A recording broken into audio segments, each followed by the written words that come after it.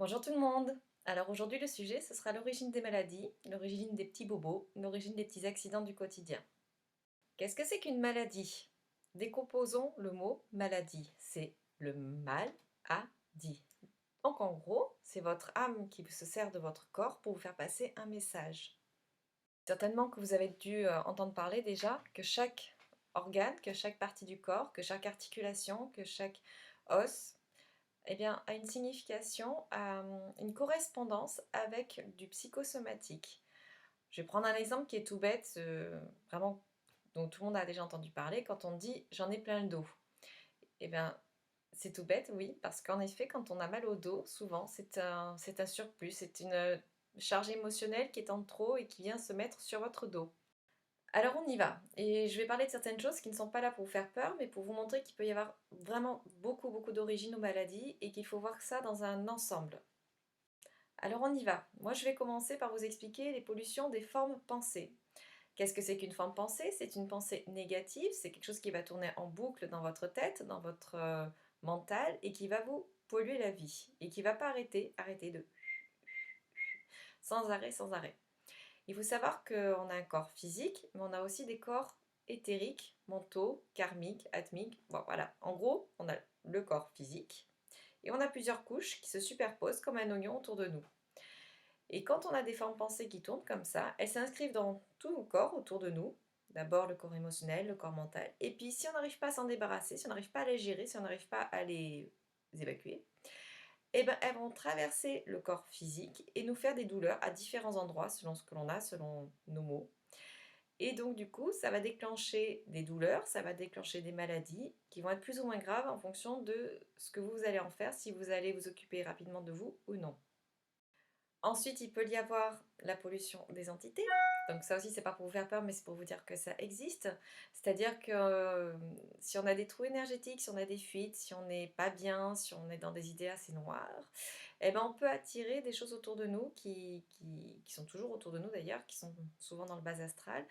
Et ces petites choses, ces petites bébêtes ou ces petites entités ou ces âmes qui sont perdues vont venir s'accrocher à vous. Et ça va effectivement aussi déclencher des bobos, des douleurs ou des maladies. Comment on peut s'en débarrasser? Eh bien là aussi, c'est un travail qui va être fait en énergétique ou en kinésiologie ou en médecine chinoise. Enfin, il peut y avoir beaucoup de techniques pour enlever ces pollutions-là. On peut aussi avoir des maladies karmiques qui sont liées à nos vies antérieures et à notre travail que l'on n'aurait pas fini dans les vies précédentes. Et là aussi, vous avez pléthore d'ouvrages et de vidéos sur le sujet. C'est très intéressant et ça correspond à des recherches très personnelles. Alors, vous allez me dire comment on peut savoir si c'est karmique ou non. Là, il peut y avoir beaucoup de thérapeutes qui peuvent vous aider. Et aussi, vous avez la régression, tout ce qui va être sous hypnose. C'est surtout cette technique qui va vous permettre de savoir si votre maladie est karmique et comment la gérer, comment la guérir, en plus des autres méthodes qui peuvent exister selon votre maladie. Euh, que ce soit tout travail en hypnose, en énergétique, en n'importe quoi, il n'est pas question ici de dire que l'on remplace la médecine allopathique. C'est un accompagnement. Pour moi, l'allopathie va surtout régler les problèmes de symptômes et de conséquences des maladies.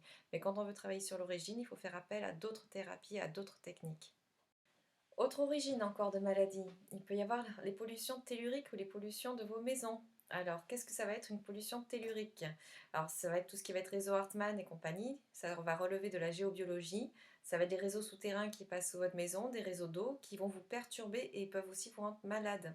Il faut le savoir, ça peut perturber votre sommeil, mais ça peut aussi perturber tous vos organes. Donc, quand vous voyez des thérapeutes énergéticiens ou d'autres personnes qui peuvent être aussi médiums, ce genre de choses, ils peuvent vous aider justement à savoir si votre habitat n'est pas pollué de façon géobiologique et vous conseiller d'aller vers des géobiologues qui vont être spécialisés là-dedans pour rééquilibrer les maisons, pour changer certaines choses, pour vous donner des astuces pour améliorer l'habitat.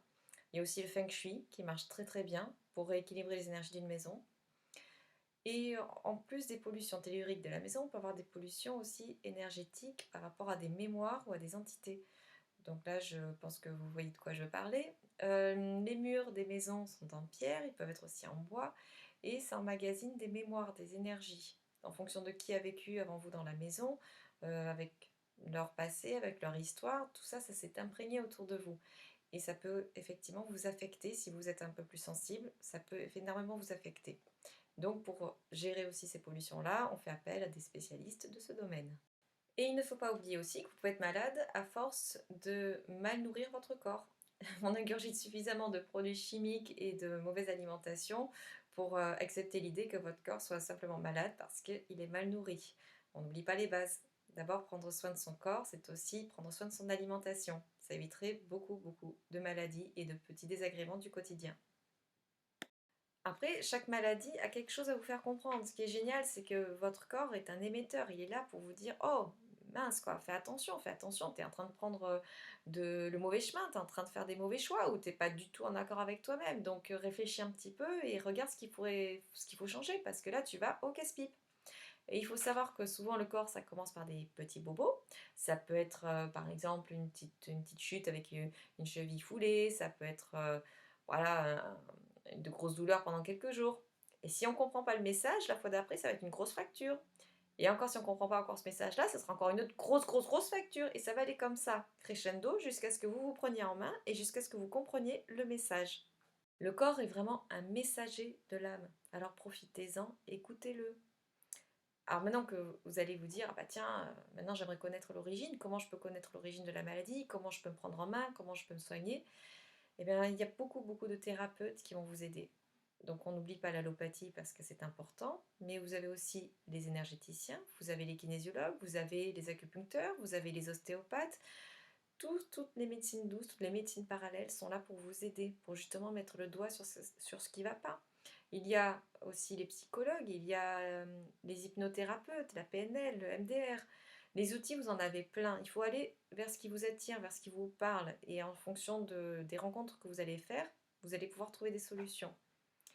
Et il ne faut pas hésiter aussi à demander à l'univers de vous aider. Quand vous êtes perdu, que vous ne savez pas où chercher, vous ne savez pas comment vous prendre en main, comment comprendre ce qu'on vous met sur votre chemin, eh bien, vous demandez là-haut, vous leur dites: «Oh, j'aimerais bien comprendre quoi, j'aimerais bien guérir, j'aimerais savoir qu'est-ce qui se passe et mais envoyez-moi des signes, envoyez-moi de l'aide». Et vous allez voir que si vous êtes à l'écoute, si vous regardez tout ce qui se passe autour de vous, si vous êtes attentif aux signes, ils vont vous donner les réponses. Parce que de l'autre côté, il y a plein de monde qui est là pour vous aider et ils ne sont pas là pour vous laisser tomber et vous laisser moisir ici. Ils sont vraiment là pour vous aider à avancer sur votre chemin. Mais il faut demander de l'aide. Sinon, ils ne peuvent pas vous aider si vous ne demandez pas, si vous n'émettez pas l'intention que vous voulez vous en sortir, que vous voulez guérir, ils ne peuvent rien faire pour vous. Il faut aussi savoir que l'univers n'envoie jamais de problème sans sa solution.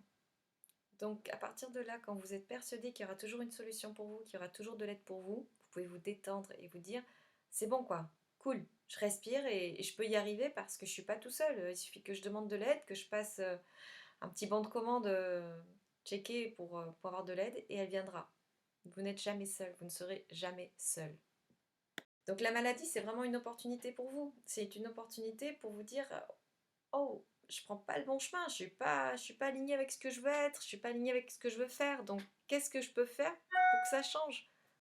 En résumé, quand vous êtes malade et que vous êtes immobilisé pour quelques jours, quelques semaines ou même quelques mois, au début ça va être très difficile de comprendre ce que je vais dire, mais prenez ça comme une chance. C'est une opportunité que votre âme vous offre à travers votre corps pour que vous fassiez un stop.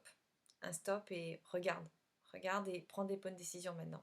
Tu as une autre chance, tu as la chance de pouvoir prendre une autre direction et réfléchir sur ce que tu veux vraiment. Alors moi je vais vous le dire, prenez soin de vous, faites vos choix en conscience. Alors profitez-en parce qu'on est là pour apprendre, on est là pour avancer, mais surtout on est là pour être heureux. Alors souriez, mettez du pétillant dans votre vie et à bientôt. Au revoir.